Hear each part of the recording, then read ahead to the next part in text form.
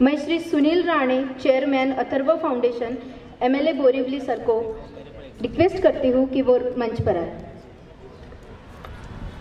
और मैं सभी गेस्ट को रिक्वेस्ट करती हूँ कि वो स्टेज पर आए।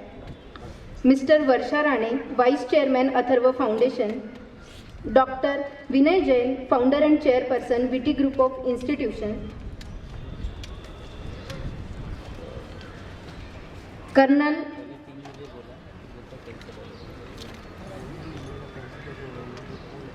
Colonel veterans Ram Mohan, HQMG and G area, Captain Raghavendra SS, 15 Battalion, the Assam Regiment, Captain Vivek Shinde, 129 Air Defense Regiment। मैं आप सबसे रिक्वेस्ट करती हूँ कि आप मंच पर आए। कर्नल PK कपूर सर को मैं रिक्वेस्ट करती हूँ कि वो भी मंच पर आए। हमारा तिरंगा इसलिए नहीं फहराता है कि हवा चल रही होती है, बल्कि हमारा तिरंगा उस जवान की आखिरी सांस से फहराता है जो हमारे तिरंगे की रक्षा के लिए अपने प्राणों को यूं ही न्योछावर कर देते। नमस्कार, मैं प्रतीक्षा अथर्व फाउंडेशन की ओर से यहाँ पर एम्बुलेंस डेकोरेशन प्रोग्राम में उपस्थित हमारे सभी शूरवीर सेना के जवान, भूतपूर्व सैनिक तथा प्रतिष्ठित नागरिकों का सहर्ष स्वागत करती हूँ। अथर्व फाउंडेशन के अध्यक्ष श्री सुनील राणे सर के सक्षम नेतृत्व में अथर्व फाउंडेशन द्वारा पूर्वोत्तर राज्यों के पूर्व सैनिकों एवं शहीद सैनिकों के परिवारों के लिए एम्बुलेंस दान करने की ये एक नेक पहल की गई है। इसके साथ अथर्व फाउंडेशन पूरे देश में शहीद जवानों के लड़कियों के लिए विनामूल्य लैपटॉप का वितरण कर रहे हैं। हम भारत के ग्रामीण क्षेत्रों में बालिका शिक्षा, शहीदों के परिवारों की मदद, महिला सशक्तिकरण और खिलाड़ियों को उनके लक्ष्य के साथ आगे बढ़ने में मदद, इन जैसी पहलों में काम करने के लिए तत्पर है। मंच पर विराजमान अथर्व फाउंडेशन के चेयरमैन और बोरीवली के विधायक Shri Sunil ji Rane, vice chairman Atharva foundation Shrimati Varsha Rane ji, VT group of institution के founder and chairperson doctor Vinay ji Jain, colonel veterans Ram Mohan from HQMG and G area, Captain Raghavendra SS from 15th Battalion, Assam Regiment, Captain Vivek Shinde from 129 Air Defense Regiment और उपस्थित colonel Manoj Kumar Sinha, colonel Prabhat Kumar Kapoor, colonel Chandrashekhar Ranade. मैं सभी अतिथियों का मनपूर्वक स्वागत करती हूँ। मैं श्री सुनील राणे सर से निवेदन करती हूँ कि वे colonel veterans Ram Mohan from HQMG and G area का स्वागत करें।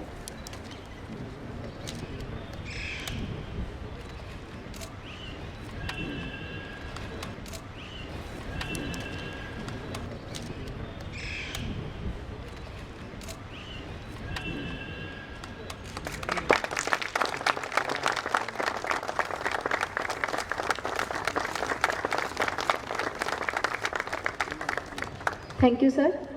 अब मैं श्री सुनील राणे सर से अनुरोध करती हूँ कि वो कैप्टन राघवेंद्र SS 15वीं बटालियन आसाम रेजिमेंट का स्वागत करें।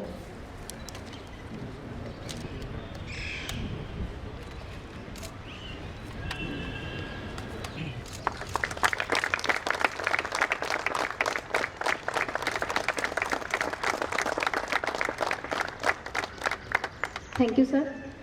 अब मैं सुनील राणे सर जी से विनती करती हूँ कि captain Vivek Shinde 129 air defence regiment का स्वागत करें।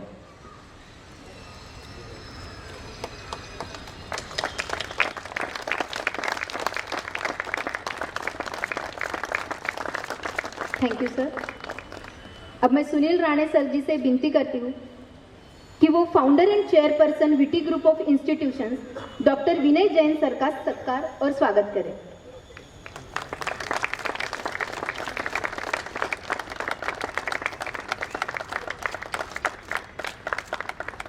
Thank you sir. अब मैं श्री सुनील राणे सर जी से निवेदन करती हूँ कि वो कर्नल प्रभात कुमार कपूर जी का स्वागत करें।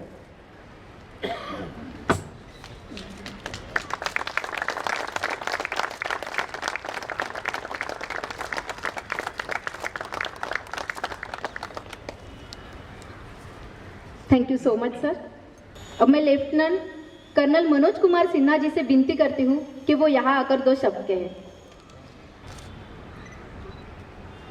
आदरणीय श्री सुनील राणे जी, भारतीय सेना के सेवारत एवं सेवानिवृत्त वरिष्ठ सैनिक और बाकी सैनिक के सेना के जवान और बाकी यहाँ गणमान्य जितने भी उपस्थित लोग हैं, आज एक बहुत ही एक अवसर है। मैं ये नहीं कहूँगा कि क्या है, लेकिन एक अवसर है, एक उत्कृष्ट कार्य करने की जो भावना है उसका जो प्रदर्शन है।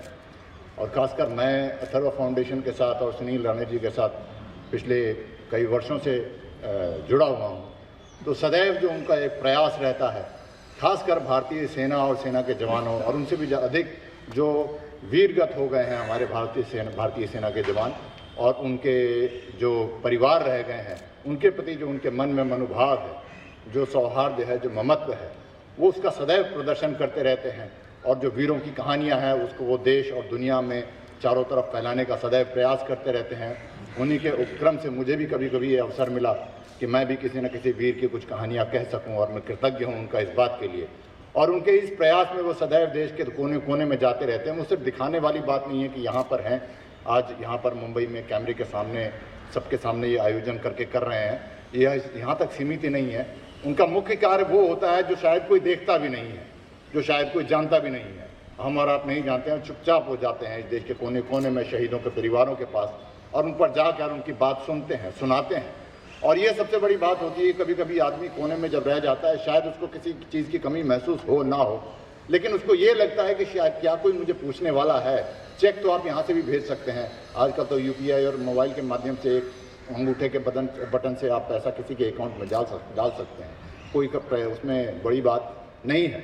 लेकिन वहाँ पर जाकर, उसके घर में जाकर फिजिकली पूरी यात्रा करके अपने इतने बड़े व्यस्त समय सीमा से निकाल कर जाकर उनके पास बैठना, उनकी बात सुनना, कुछ सुनना, समझना और सुनाना कि देश है आपके साथ, और आपके परिवार के, आपके पति की, आपके पुत्र की, आपके भाई की, जो भी उन्होंने बलिदान दिया है इस देश के लिए, जो बहादुरी का, वो सब देश याद करता है, कृतज्ञ रहता है। ये बहुत आवश्यक है, क्योंकि जब तक ये नहीं देखेगा समाज, तो हम आने वाली पीढ़ियों में से वो एग्जाम्पल जो है, वो उदाहरण नहीं सेट होगा, वो प्रेरणा नहीं सेट होगा। तो ये दिखना बहुत ज़रूरी है। और ये खासकर आज का विशेष कार्यक्रम, मैं खुद नागालैंड में पोस्टिंग रहा हूँ, दूर दराज का इलाका है, सड़कें नहीं हैं, अस्पताल बहुत दूर दूर के बाद रहे हैं वहाँ पर। तो वहाँ के लोगों के लिए खासकर इस प्रकार से विचार करना कि वहाँ के लोगों के लिए अस्पताल दिया जाए, और वहाँ जिससे कि उनको समय पर यदि किसी को रोग हो या कोई चोट हो या कोई आहत होता है तो तुरंत वो अस्पताल तक पहुँचाया जा सके। ये सोच यहाँ बैठकर, मुंबई में बैठकर, नागालैंड तक की सोच रखने वाला एक सामर्थ्य चाहिए, उसके लिए एक दूरदर्शिता चाहिए, उपक्रम चाहिए, हृदय होना चाहिए, विशाल होना चाहिए, जो उनके अंदर है। और आज वो ये सब कर रहे हैं, और ये बहुत ही सराहनीय है, बहुत ही सराहनीय है। और हम सब के लिए भी एक उदाहरण है। सेना में हमने जो किया, बाहर मैं भी अभी सिविल जीवन में आया हूँ, तो सेना में ठीक है, सेना में मेरा जो कुछ मुझसे बन पड़ा हमने किया।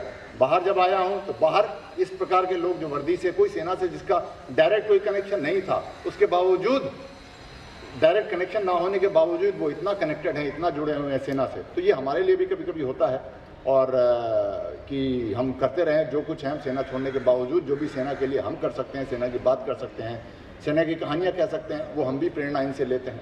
और ये एक बहुत ही अच्छा उपक्रम है। मैं एक बार फिर सहृदय आप सब लोगों का अभिनंदन करता हूँ, खासकर इनको बहुत हार्दिक बधाई देता हूँ, और यही ईश्वर से प्रार्थना करता रहूँ कि इनको इसी प्रकार से सामर्थ्य मिलता रहे। सामर्थ्य होना बड़ा आवश्यक है। इन सारे बड़ी बड़ी बातों में एक बात बताऊँ देवी और सज्जनों, बहुत बड़ी बड़ी बातें करना बहुत आसान है, वो कम नहीं है, लेकिन आज की एक बहुत बड़ा सत्य है, वह अर्थ। इच्छा बहुत होती है बहुत सारे लोगों की, लेकिन अर्थ नहीं होता है। अर्थ मतलब धन जो है, वो अर्थ से ही काम होता है।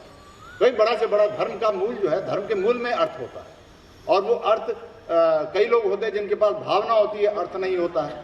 कई लोगों के पास अर्थ होता है तो भावना नहीं होता है। ये बड़ा ही विलक्षण और दुर्गम संयोग होता है कि ईश्वर की कृपा से इसके पास अर्थ भी हो और भावना भी हो। ये संयोग बड़ा दुर्लभ है, और वो दुर्लभ दृश्य, वो दुर्लभ व्यक्तित्व यहाँ पर श्री सुनील राणे जी हैं, और जिनके पास ईश्वर की कृपा से मैं चाहूँगा कि उनको और अर्थ मिले, और बलशाली बने वो, और इस प्रकार के देश और समाज के लिए वो उपक्रम कर पाएँ और सबका कल्याण कर पाएँ। बस इसी शब्दों के साथ, इसी भाव के साथ मैं एक बार फिर आप सबका अभिनंदन और खासकर से सुनील राणे जी आपका बहुत बहुत अभिनंदन, आभार, धन्यवाद। भारत माता की जय।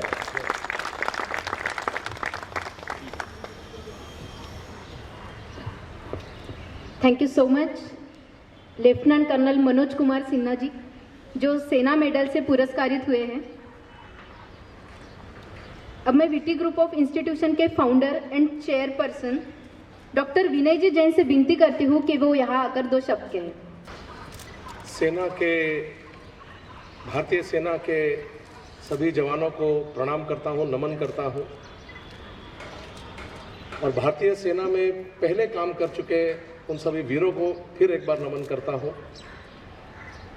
आज के इस अवसर पर मैं केवल ये कहना चाहता हूँ कि हमारे बोरीवली के लाडले आमदार श्री सुनील राणे जी, जो कि एक एजुकेशनिस्ट हैं, अथर्व फाउंडेशन के चेयरपर्सन हैं, लेकिन सबसे बड़ी इनकी क्वालिफिकेशन मैं कहूँगा या इनके अंदर जो जज्बा है उसके बारे में कहूँगा कि सुनील राणे जी वो व्यक्तित्व हैं जो राजनीति में आने से पहले, आने के बाद और आने वाले भविष्य में भी ये वो व्यक्तित्व है जो समाज के लिए रोज सोचता है।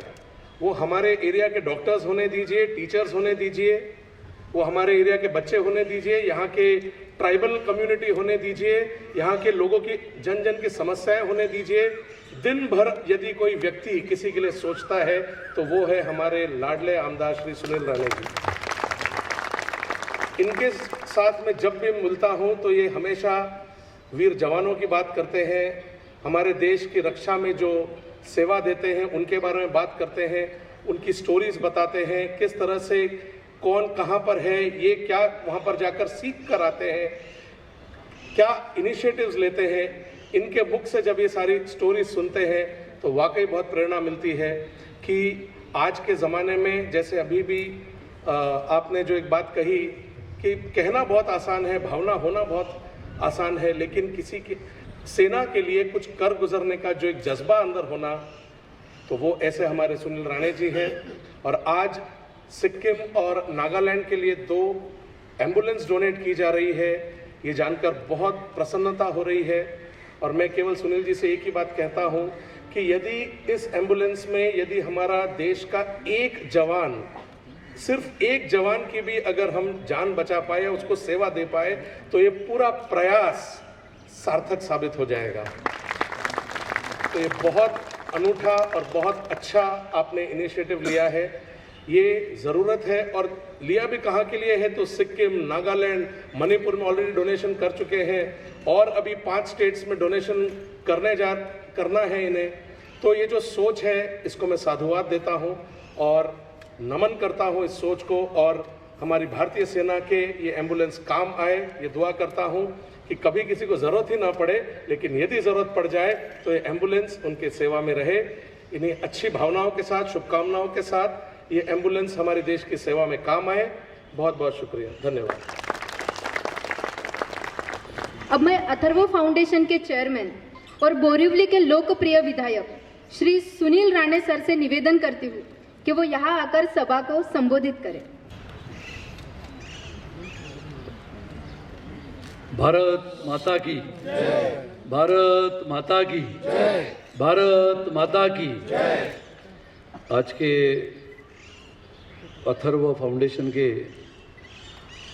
इस कार्यक्रम के लिए उपस्थित इस वीटी स्कूल के chairman doctor Vinay Jain, colonel veterans Shri Ram Mohan ji, captain Raghavendra SS, captain Vivek Shinde, lieutenant colonel Manoj Kumar Sinha, colonel PK Kapoor ji, और इस कार्यक्रम के लिए आए हुए सभी हमारे भारतीय सेना के जवान, निवृत्त सैनिक, उपस्थित बोरीवली और आसपास के परिसर के सभी प्रतिष्ठित नागरिक भाइयों और बहनों, मैं सर्वप्रथम हमारे भारतीय सेना के आज के हमारे सैनिक, हमारे निवृत्त सैनिक सभी का आज यहाँ पर स्वागत करता हूँ, सबका अभिनंदन करता हूँ, क्योंकि ये कार्यक्रम की कल्पना आज हमारे मन में ऐसी स्थिति नहीं थी। करीबन 10-15 साल पहले जब मैं अलग अलग कामों के लिए पूरे भारत में जाता था तो कहीं ना कहीं बहुत सारे लोग मिलते थे और लोग ये कहते थे कि मेरे घर के मेरे पिताजी, मेरा भाई, मेरा मामा, मेरा बेटा ये सैनिक है। और सैनिक होते होते ऐसे भी कुछ व्यक्तियां मिली जिन्होंने कहा कि मेरा बेटा शहीद हुआ।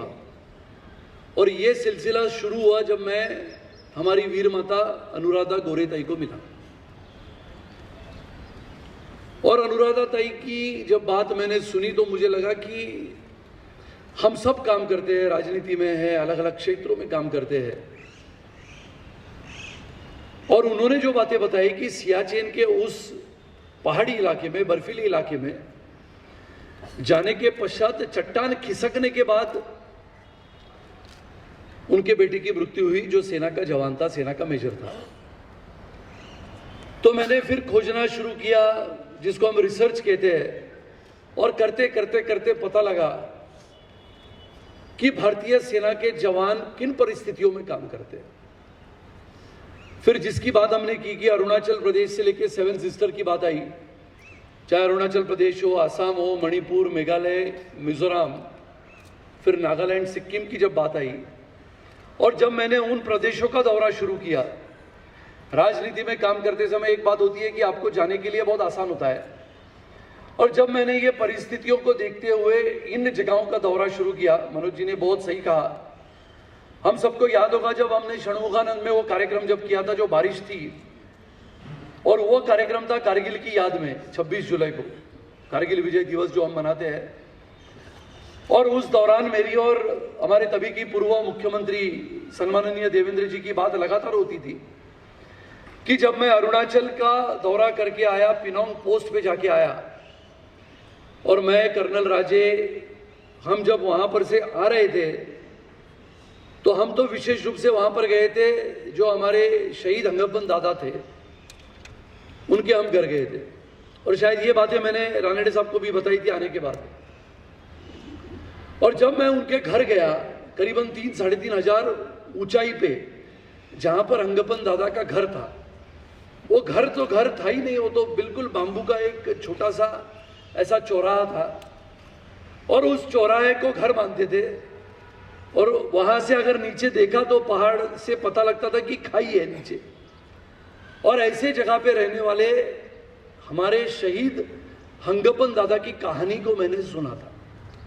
और ये जो पुस्तक मैंने आपको भेंट दिया है, इंडियाज मोस्ट फियरलेस, इसमें वो कहानी है। और वो कहानी पढ़ने के बाद जब मैं उन पहाड़ों पे गया, उनकी वीर पत्नी को जब मिला, उनके छोटे 2 बच्चों को जब मिला, तो जहां पर हंगप्पन दादा का फोटो लगा था, बिल्कुल छोटा सा घर, मैंने उसका वर्णन भी किया नहीं जा सकता है। तो देश के लिए शहीद होने के बाद उनको क्या मिला? तो रात थी, हम गए थे तब कब करीबन अरुणाचल प्रदेश में रात हुई थी, समय तो था 4-4:30 बजे का। और जहां पर हंगप्पन दादा का फोटो लगाया था, वहां पर उसके पीछे लगा था उसका लड़का था, तभी वो 4th कक्षा में पढ़ता था। ये बात है 2019 की। और वो रोंगन करके उसका नाम था। तो रोंगन को मैंने पूछा इंग्लिश में कि what you remember about your father? तो he said, I don't remember anything about my father, but what my father had written for the young generation of India which has been written on the wall. तो wall पे क्या लिखा था? तो wall पे लिखा था, my father has given his today for the India's younger generation tomorrow. Means हमारे भारत के आज के बच्चों के लिए, उनके भविष्य के लिए मेरा आज मैं निछावर कर रहा हूं। और उसके लिए मैंने सब देखा कि ये परिस्थितियों में से जब हमारे सेना के जवान चलते हैं, निवृत्त होते हैं। निवृत्त होने के पश्चात यानी मणिपुर में हमारे कर्नल सिलोतो है, और कर्नल सिलोतो को जब मैं मिला तब उन्होंने कहा कि मणिपुर से लेके म्यांमार की बॉर्डर जो है वो करीबन 70-80 किलोमीटर दूर है। शायद इन सभी ने, आप तो गए होंगे सब, कपूर साहब भी गए होंगे, तो सिलोते साहब ने मुझे कहा कि म्यांमार की बॉर्डर पे हमारा सैनिक लगातार माओवादियों के साथ लड़ता है और चाहे वो निवृत्त होने के बाद भी अगर ऐसी घटनाएं होती है तो वो पहले बाहर निकलता है। और वो अगर म्यांमार की बॉर्डर पे उसको एक गोली लग जाती है तो सरकार की एम्बुलेंस तो आती है लेकिन उसको समय लगता है। और सरकार की एम्बुलेंस 76 किलोमीटर दूर से जब उस नीचे के क्षेत्र में जाती है तो पहुंचने में 3.5-4 घंटे लगते हैं, ज्यादा ही लगते होंगे। तो मैंने पूछा कि क्या करना चाहिए, तो उन्होंने कहा कि एक एम्बुलेंस की व्यवस्था अगर हम जिला सैनिक बोर्ड करें, निवृत्त सैनिक का जो बोर्ड होता है अपना, तो जिला सैनिक बोर्ड करे तो बहुत अच्छी सुविधा होगी। हमारे सैनिकों की भी ये लगेगा कि अपने म्यांमार के पास जो हमारी छावनी है उस छावनी में अपनी एम्बुलेंस हो सकती है। तो हमने व्यवस्था की, तुरंत मणिपुर के लिए हमने एक एम्बुलेंस कर दी। मणिपुर के पश्चात मैं मणिपुर से रास्ते के मार्ग से नागालैंड गया, कोहिमा गया। और कोहिमा जाने के बाद मेरा जो प्रवास था वो हमारे कर्नल राजे आज आए नहीं है, थोड़े बीमार है। और कर्नल राजे ने इसी पुस्तक में शायद वो कहानी नहीं है लेकिन हम सब ने पढ़ी होगी, आप सब ने शायद वो उस परिवार को मिले होंगे। ये कारगिल की कहानी है, कॅप्टन केंगुरुसे की, तुम्हाला सगळ्यांना माहीत असेल। और कैप्टन केंगुरुसे के घर जाना था और नागालैंड के कोहिमा के उस जंगलों में कैप्टन केंगुरुसे का परिवार रहता है। शायद आप लोग गए होंगे, देखे हो नहीं नागालैंड में।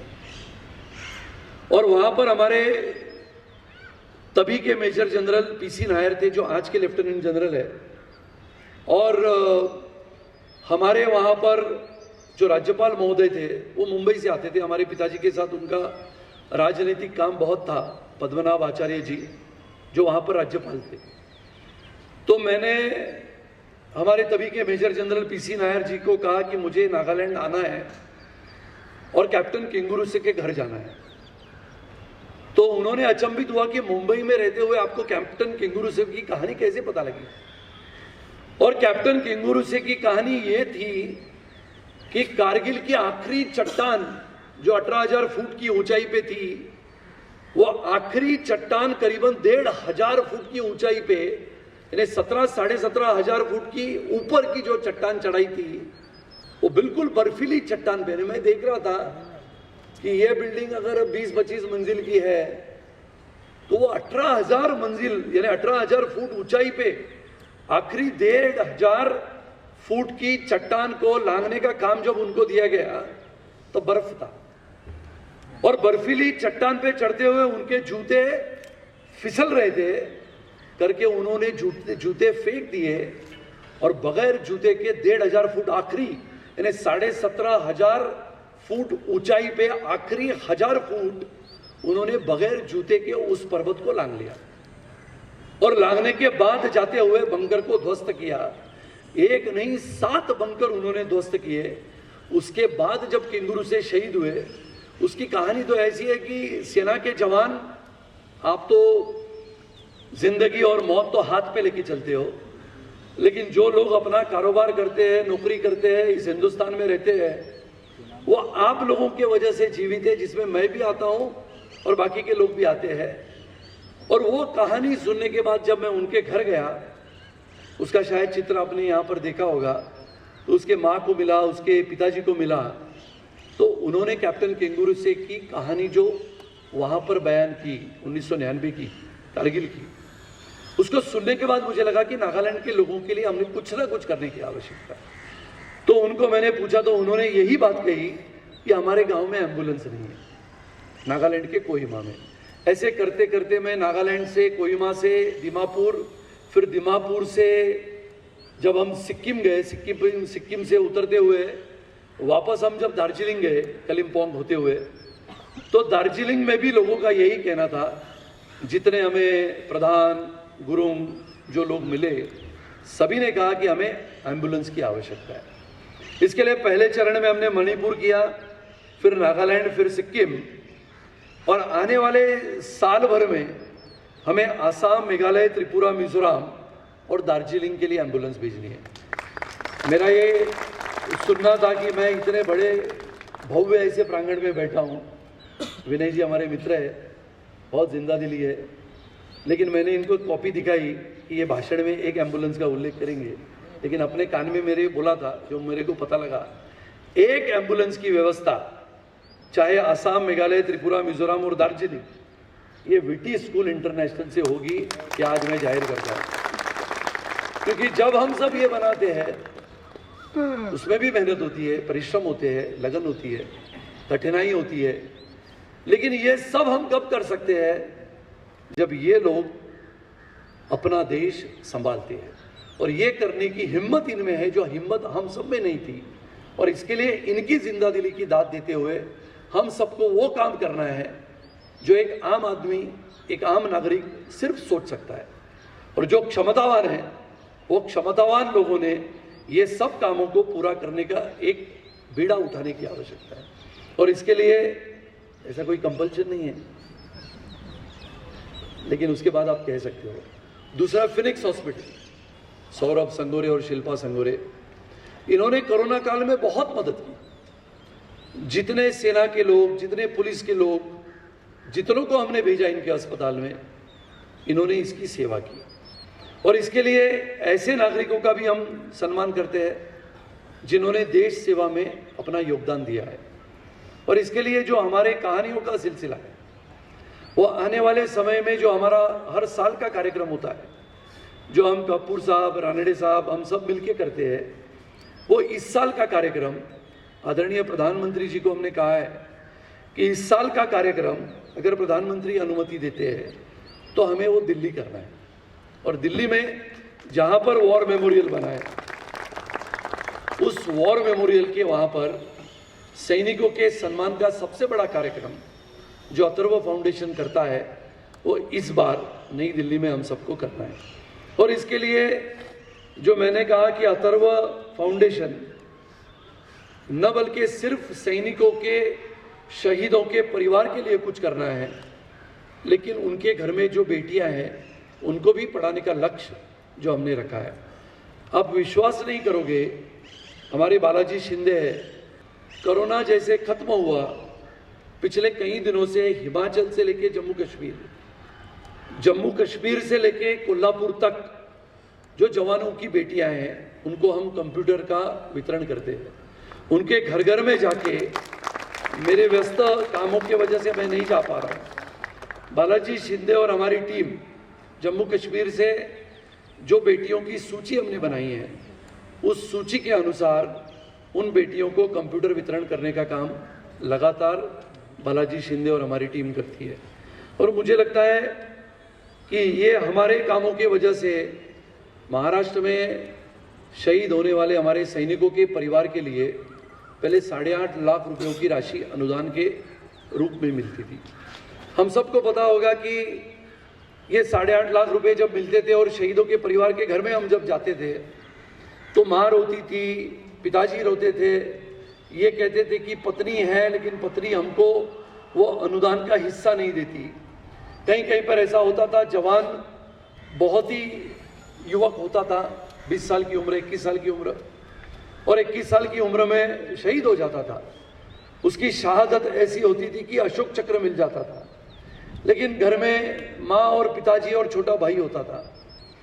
तो हमने ये तय किया, आदरणीय तभी के हमारे मुख्यमंत्री, हमारे मित्र देवेंद्र फडणवीस जी को मैंने कहा कि 8.5 लाख रुपयों में हमारा शहीद परिवार बहुत कठिनाई से जिंदगी जीता है।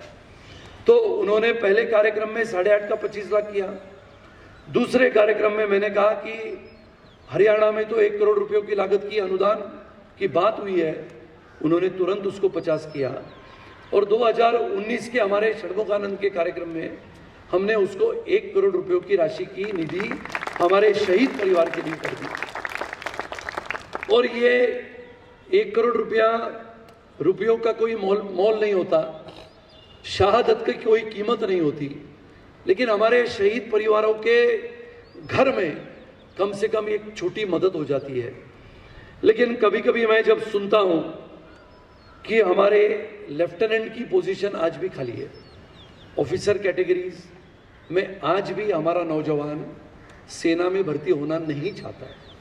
और ये नहीं चाहता है इसका कारण है हमारी स्कूलों की शिक्षा, जिससे हमको अपनी स्कूलों से इसकी शुरुआत करनी है। हम चीन को देखें, जर्मनी को देखें, फ्रांस को देखो, अमेरिका को देखो, इजराइल की बात ही और है। और आज विशेष रूप से मैंने 100 लोग बुलाए। आपको तो पता है कि हम 15,000 20,000 लोगों का कार्यक्रम करते हैं, लेकिन ये देख के भी मन में कभी कभी दुख होता है कि जब मैं मिलिट्री के बड़े बड़े अधिकारियों से मिलता हूँ, जब हमारे सीडीसी के चीफ तभी के जनरल बिपिन रावत साहब को जब मैं मिला, 13 फरवरी 2019 को जब मैं मिला, और 14 फरवरी 2019 को पुलवामा हुआ।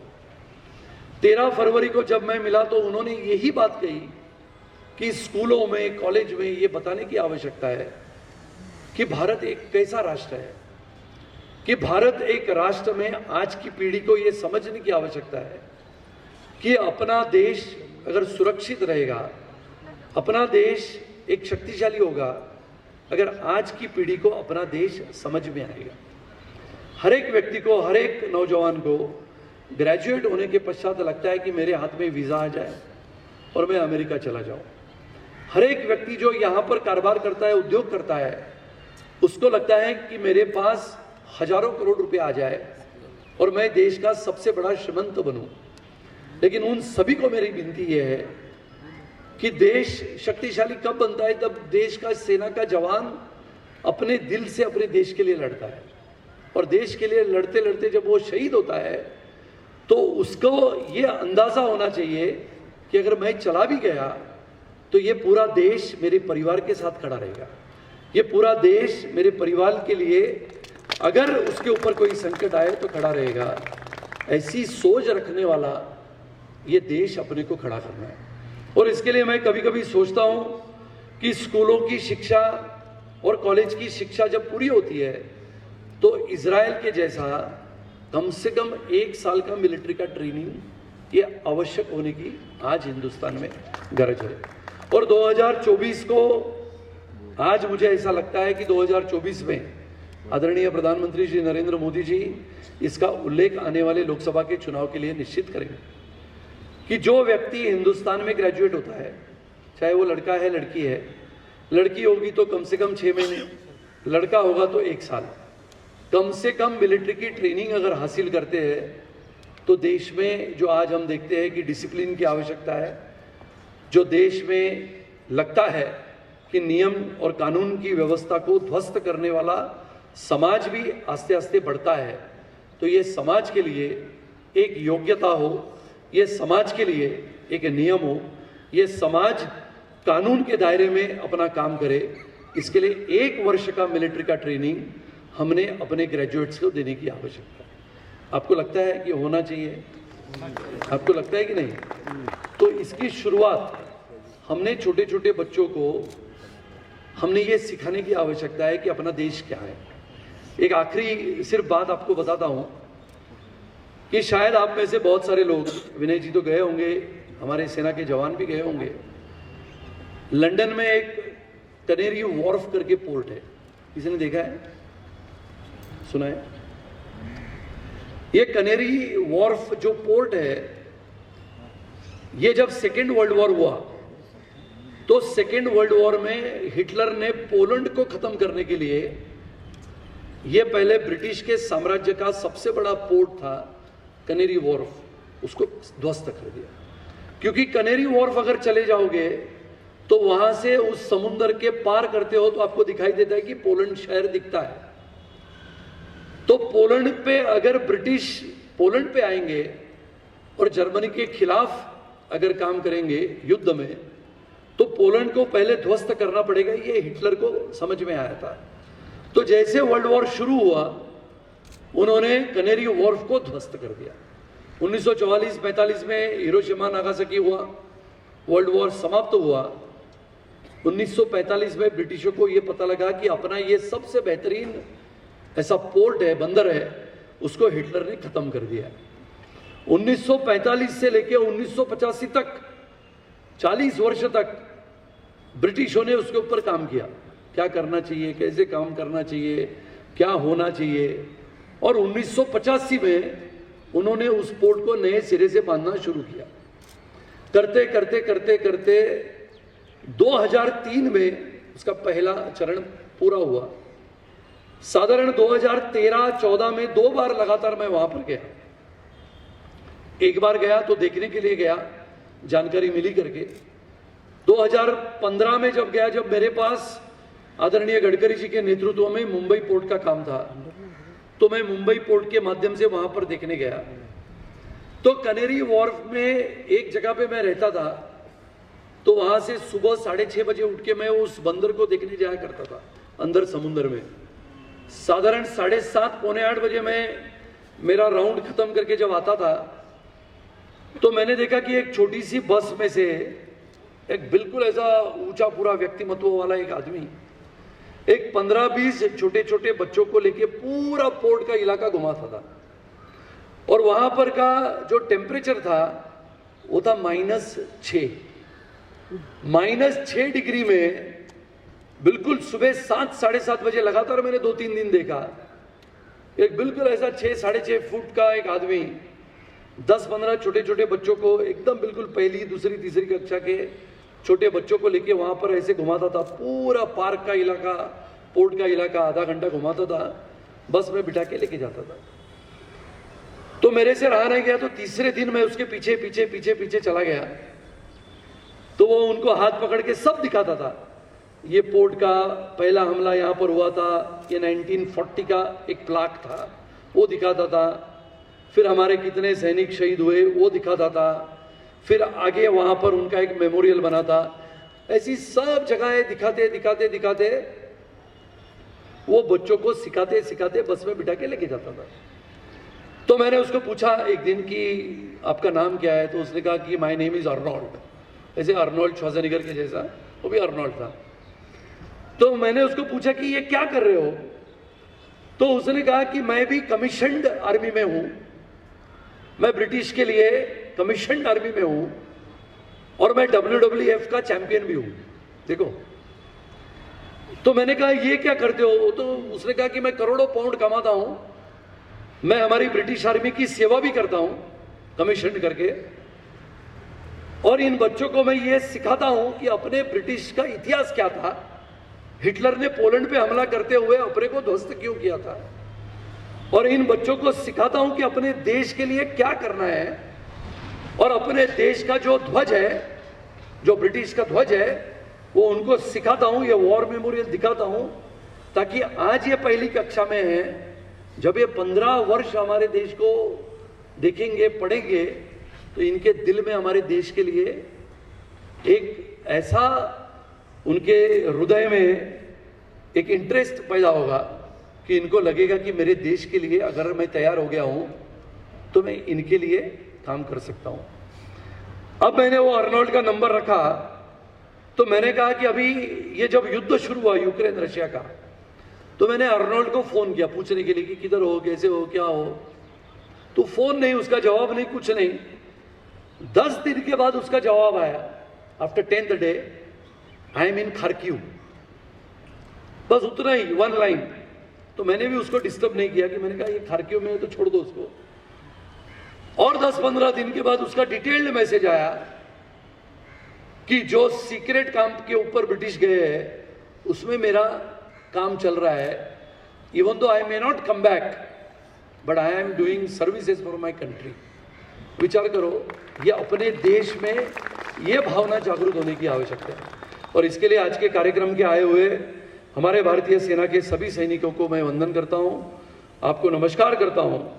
और हमारे निवृत्त सैनिक जो भी हमारे मित्र यहाँ पर है, सबके नाम के उल्लेख मैंने किए, लेकिन जिनका उल्लेख नहीं किया होगा उनका मैं क्षमा चाहता हूँ। लेकिन आपके कामों की चर्चा ये आपके नाम से ज़्यादा होती है, इसके लिए आपको भी मैं वंदन करता हूँ। आप सभी को धन्यवाद देता हूँ कि अथर्व के ऐसे सभी के कार्यक्रम में आप लगातार आते हो, हमारा हौसला बढ़ाते हो, और हमारा ये काम जब तक हम जीवित है, आप लोगों के लिए हमारा ये काम समर्पित भावना से चलता रहेगा। इसी के साथ पुनः एक बार आप सबको धन्यवाद देते हुए मेरे वक्तव्य को मैं विराम देता हूँ। जय हिंद, जय Maharashtra. Thank you so much sir for your motivational words. अब मैं प्रसिद्ध पत्रकार श्री गौतम कोरडे जी से निवेदन करती हूँ कि वो नागालैंड सैनिक बोर्ड के एम्बुलेंस की चाबी प्रतिनिधि के तौर पर colonel veterans Ram Mohan ji HQMG and G area को सुपुर्द करें।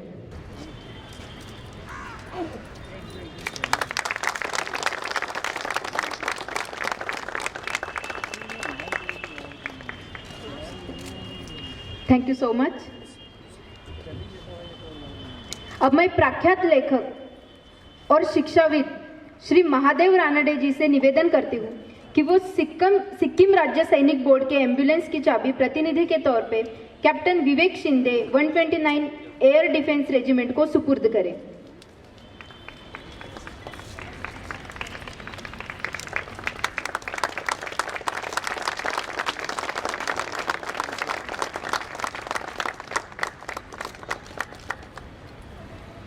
मैं डॉक्टर विनय जी जैन से विनती करती हूँ कि वो यहाँ आकर जो उनके दिल में वो कहे।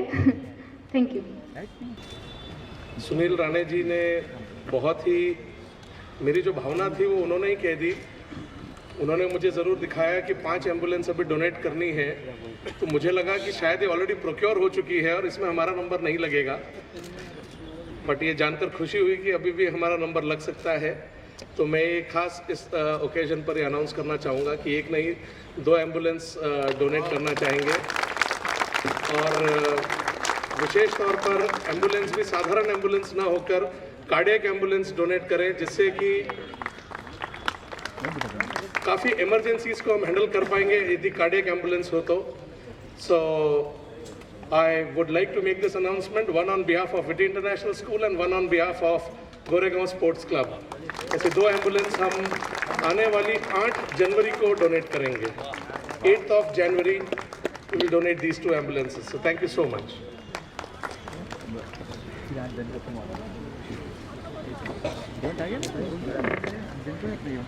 Thank you so much sir.